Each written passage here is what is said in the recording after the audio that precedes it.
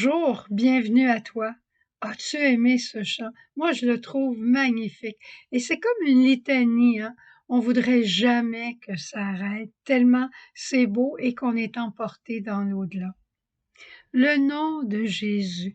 Hein, dans la Bible, on dit, c'est le Père qui parle même de son Fils, Saint Paul aux Philippiens qui dit, aussi Dieu l'a-t-il exalté, lui a-t-il donné le nom qui est au-dessus de tout nom, pour que tout, au nom de Jésus, s'agenouille au plus haut des cieux, sur la terre et dans les enfers, et que toute langue proclame que Jésus-Christ est Seigneur à la gloire de son Père.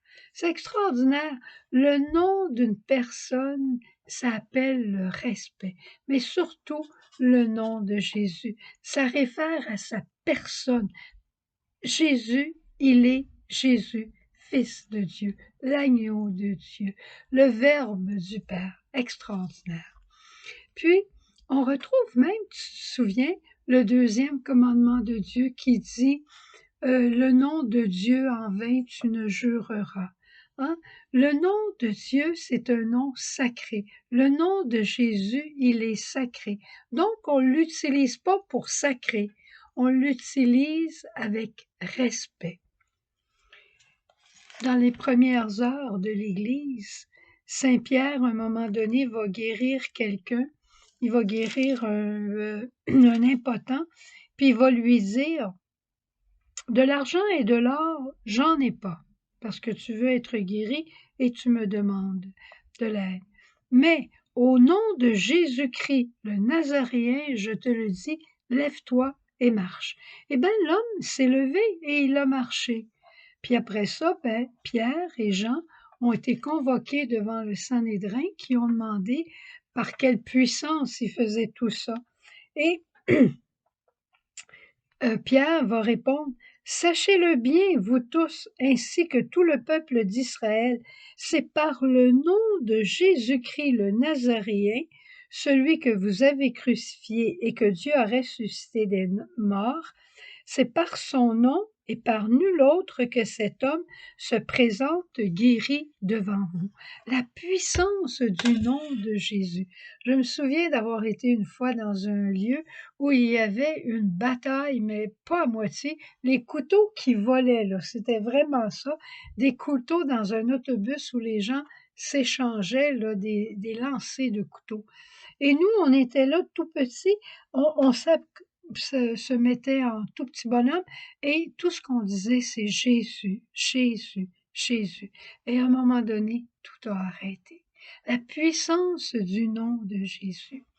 En même temps que ce nom est puissant, ce nom est doux comme du miel.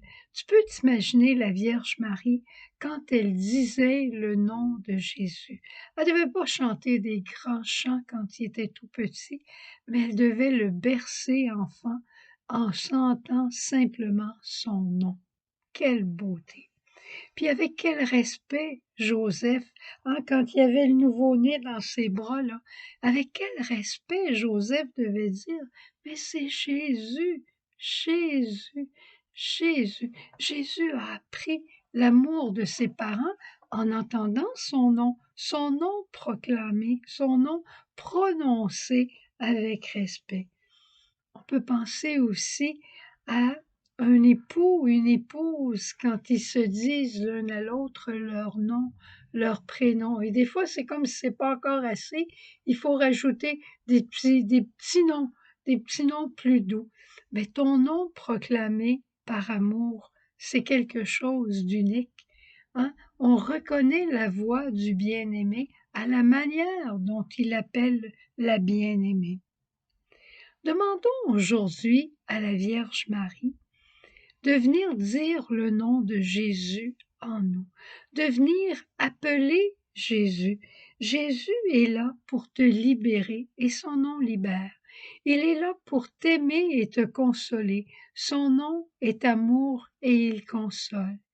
Il est là comme une présence. À force de dire son nom, tu vas dire, mais il est là. Fais-en l'expérience. C'est pas un enseignement sur le nom de Jésus que je veux partager avec toi, c'est une incitation à le proclamer, à le dire, à l'aimer, à le murmurer, avec amour, avec respect, pour que son nom devienne en toi doux comme du miel et puissant comme la parole libératrice du Christ lui-même. Au revoir, passe une belle journée en murmurant le nom de Jésus. Jésus, ma vie.